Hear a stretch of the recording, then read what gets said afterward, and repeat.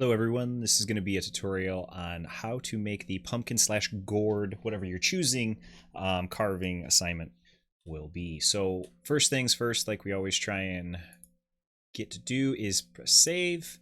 We're going to type in pumpkin slash gourd assignment. Can't spell. And then again, change the folder. Most of the time, if you changed it once, you shouldn't have to do it again. It should automatically default to that. So I got pumpkin gourd assignment. We're good there. Change the units. In this case, we wanted in inches. So I press this little pencil on paper here, and it brings up in this. Drop this down, put it in inches, press OK. Pretty straightforward. So now we're ready to start. Like I did last time, I'm just going to keep kind of going back forth to this walkthrough that we made. So no matter what you're doing, whether a pumpkin or a gourd, you're going to follow these first sets of instructions. And then towards the end here, you're going to see that you're going to, that's where your customization kind of comes into play. So all the way up till number 4 is where you guys want to keep up with. This part at the end here, you customize, you bring in your own image, your own JPEG, whatever the case may be. And that way you can trace and you're going to carve out your pumpkin slash gourd to make look out whatever you guys want. It's something fun to do. And then there's more to come after that. So first steps is to draw this sketch. So I'm going to go back to Fusion, start a new sketch, start on the front view here. And the very first thing that they want you to do, or we want you to do, is draw some lines. So the first line I do is going up, in this case 2.5, and over 2.25. So I'm going to go up, draw a line, up 2.5. I just type it in as I go. And then I can literally right click, press repeat line to 2.25. Then if I go back to the tab here, I can then go up 0.75. So again, line up 0.75.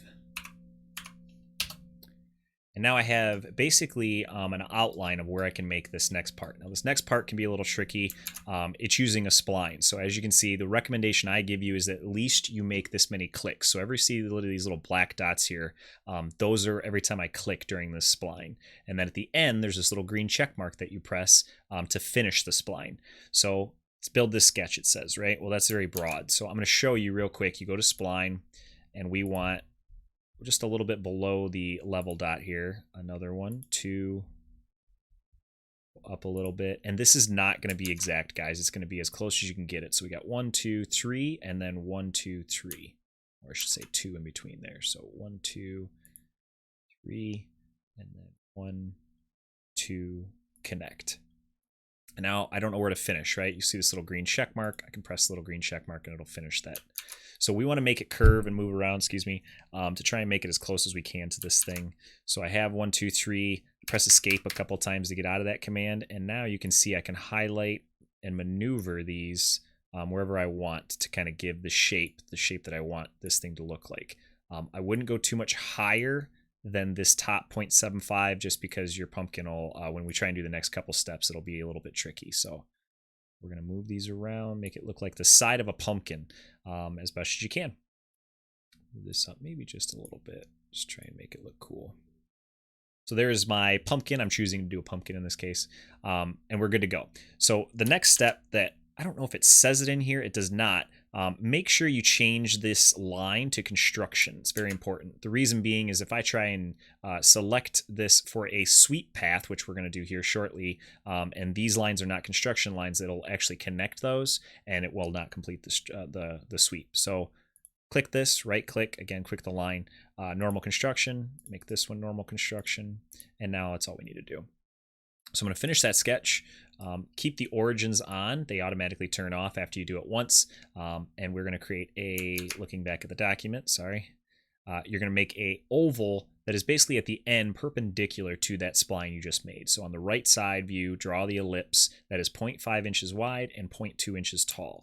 So again, this is my right in this case. I'm going to go new sketch, draw it on that right view, and it doesn't look like you can see anything. You can rotate the object, and no matter what you do, it'll always draw on the plane that you're trying to sketch on.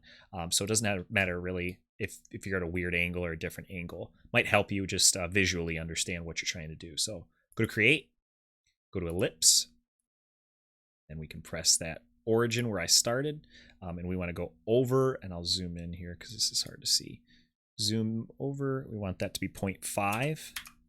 I can press tab, and then we want this to be going across, so that's 0 degrees. You said I just saw horizontal in this case, and we want it to go up in this case 0.2. Press enter, and that'll create geometry that we are eventually, like we did before, follow a path. In this case, it's going to create one looking like a coffee handle in my mind, and that's the next step. So we're going to follow that ellipse along that path to create this handle. So we're going to come over here, we're going to finish that sketch, and we're going to do sweep. So you create, sweep, select the profile, which was in blue here. We want to select the path. In this case is going to be that. It'll auto-generate and show you a preview of what it's going to look like. Leave all this information the same, press OK. Next thing is to change the appearance. So this is also a little, it can be a little tricky. I recommend doing paint, powder coat, and then double click the image under the InDesign in this design, and I'll show all of this, and then change the color to match the pumpkin. I recommend changing the appearance first until now instead of at the end, because Fusion tends to crash trying to change all those things at once rather than change one and then just do its magic after that. So we're gonna go back here, and I'm gonna right click over the object, and you can see appearance pops up. It'll bring open this other dialog box, and you can see here in this design is up here, and that's right now it's just a steel satin. So I go down here and I look for paint, I look for powder coat rough. This is the best thing I could find to match, and you'll see on yours you get these little arrows. Those are just downloads. They're really straightforward, really easy. I do the yellow one because that's the closest. Press download. It's really that fast, and then you drag and drop onto the part. You can see that it turns in yellow. Well, obviously we don't want yellow, and now you can see in this design it's updated. So we can double click that, and we can customize it to be any color. And you can see as I move this around, it automatically changes to give you a preview of what it's going to look like. It also gives you some options down here for scale, rotation, roughness, and reflections. Might not be able to see it very well on this, but scale changes basically if, say, you have something like wood where it has grain in it, it can change it to match the scale of your object. Rotation, the same thing. It can change the rotation of that grain, and if you're doing wood, to show grooves where you want it to be, right? Roughness, same thing, and reflectivity. So I think that looks pretty close. Be close to a pumpkin. I can press done and then close. And now I have the first little handle, so to speak, of this. Now it says to also then do 30 times around that center axis a circular pattern. So I'm going to go to create. I'm going to come all the way down to pattern and do circular pattern. And if you leave this alone, it's not going to work. So you got to drop this down to bodies, because what we created here, if I go over here, are things called bodies. Now we'll talk a little bit more about this down the road, but you got to make sure you select body, select the object, and then select the axis. In this case, we made it on the origin, so it's going to be this y-axis coming up and down. And then I'm going to change my quantity to 30, just add a 0, press OK. And if you do it correctly, you should get something like this, the body of your pumpkin. Grooves and all that jazz are going to show. If you don't like this view and your view is different, you can always come down here to display settings, visual style, and mess with whatever you want it to look like. Totally customizable, totally to whatever you guys want. I kind of like this one. This one looks kind of cool. So go back to tab, and then we want to offset a plane. Now what we're going to do is we're going to create the stem. So I'm going to offset up just 2.6 inches from this bottom base. So I'm going to create basically a whole new plane. And how you do that is go over here to construct offset plane. Just click the icon itself. I'm going to click this bottom plane. I'm going to go up and change this to 2.6. And now I have something to draw a new sketch on. Now this can be a little bit too much, right? Now I'm trying to select this plane and it's not allowing me to do it. You can turn with the eyeball those bodies off to see what you're trying to work with. And I'm going to create a new sketch onto that offset plane. And then from the center, and I can click this back and forth, you can see that that's the center of the pumpkin. So I can hit the circle. And if I go back to my instructions, it says from the bottom of plane 2.6, draw a new sketch onto that plane. And then we are going to draw a 1/2 inch diameter. Ignore the image. I know it says 2 inches. We don't want it that big. 1/2 inch in diameter. So go over here. We're going to press this little circle. Do 0.5. Press enter. Finish that sketch, and I'll bring back the bodies just to show you can see where that circle is located. And then I'm going to create a perpendicular plane from the circle you just created into a small spline. So I'm going to go back, and the spline you can either choose, in this case, the right view or the front view, doesn't really matter. I'm going to turn those bodies off just so I can work with this a little easier though. New sketch, and I'm going to use, again, this side view here. Zoom into my circle, and I want to make a spline. And again, you can't select it.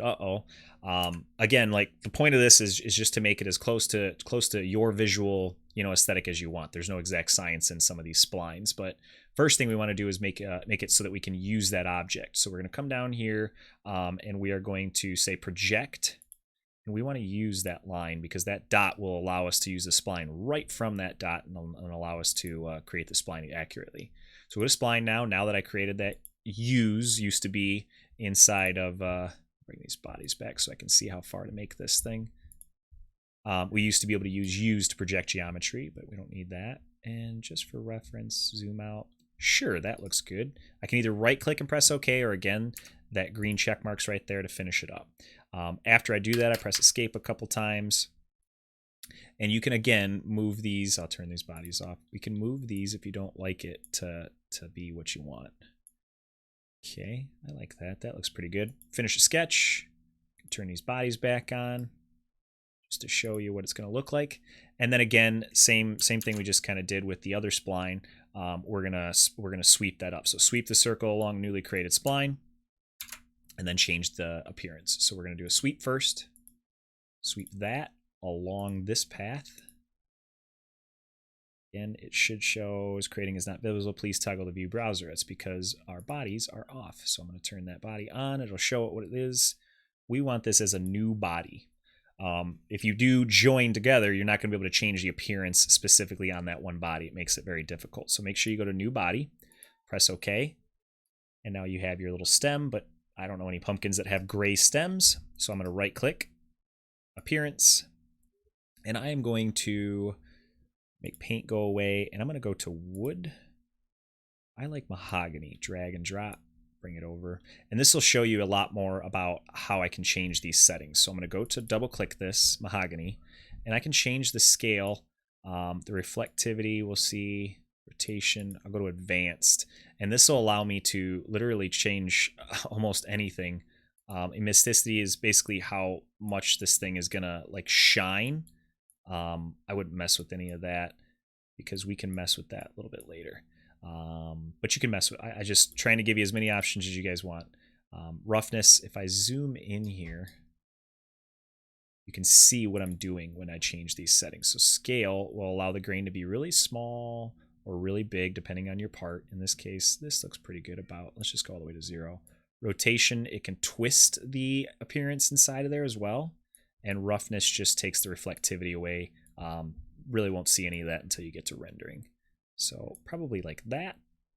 Press done and close. And most stems don't really have this knob on the bottom here, so I'm going to fillet that. And in my case, and in the tab's case, if you say it says a 1/2 inch. So I'm going to go and type in 0.5. Select the edge. In this case, we want it to be that edge. Sorry, I did that backwards. 0.5. See if it likes it. It doesn't like it, so I'm going to back that off just a little bit. And you can adjust this. Again, there's no way that any teacher is going to be able to see this. So I'm going to press OK. And then I'm going to right-click. Again, appearance. I'm going to try and match the mahogany. And I already did it here, so I can drag and drop it and add it. Also to that little knob, not sure why that didn't collect. Cancel. Zoom in here. Oops. Appearance. Move. There we go. So then I press close, and now I have my little top. Okay, so that's how you create the first part. If I go back here, now we want to make sure we have, and this is a little preview of what's coming.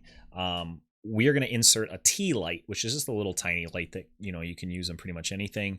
That is 1.6 inches. Well, we need a hole for that T light to fit in. So we're going to put 1.6 inch diameter circle on the bottom of this, extrude it up through the pumpkin to create a hole. So I'm going to come on down here. I'm going to go to new sketch. I'm going to select, it's difficult to see, but this bottom circle that is again 1.6 in diameter. Press enter. And then I'm going to extrude that up. So I'm going to press finish sketch. I'm going to press extrude. And I'm just going to put it up midway and cut through, press OK. And you can see in this case, it didn't work. It did, it went up a little bit, but it didn't go through all. Now down here, it's a good time to mention that we have a timeline. And this timeline allows us to kind of see what we did and how to edit objects. So you can use a browser, but a lot of times main features can show up down here, and we can right click or double click. And it'll bring open that extrusion again, and you can edit that system. So I, again, in this case, only went up. I want it to go both ways symmetrically.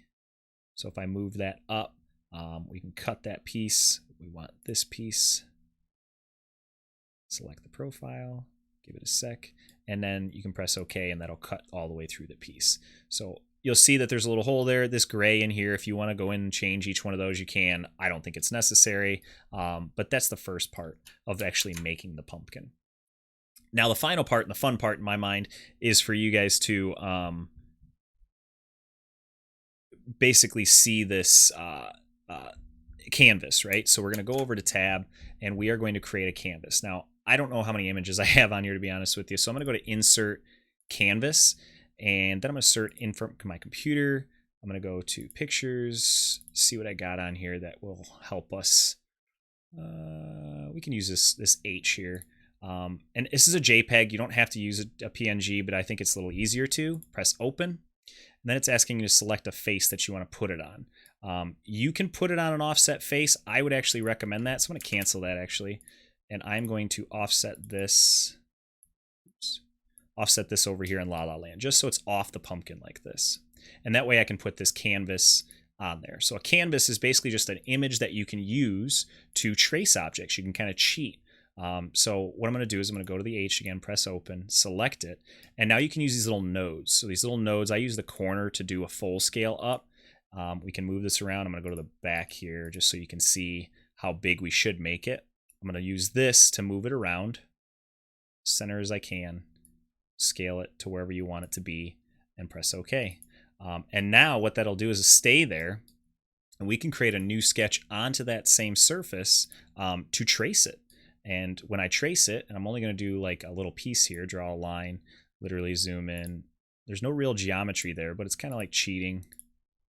And again, I'm not for the sake of time of this video. Finish that sketch. You can then turn that canvas off by the eyeball. And then at the end, when you're done, you have this whole thing. I can extrude and cut into that part. And eventually when you're done, you'll have your whole entire pumpkin carved. And then it kind of looks like a nose in my case, but that's what your goal is. So you find an image online, you bring it in as a canvas, trace over that object using spline, using lines, whatever you need to, and then cut into the object. And that's it for the first part. We'll go over a little bit more on the next tutorial. Thanks, guys. If you have any questions, ask your teacher.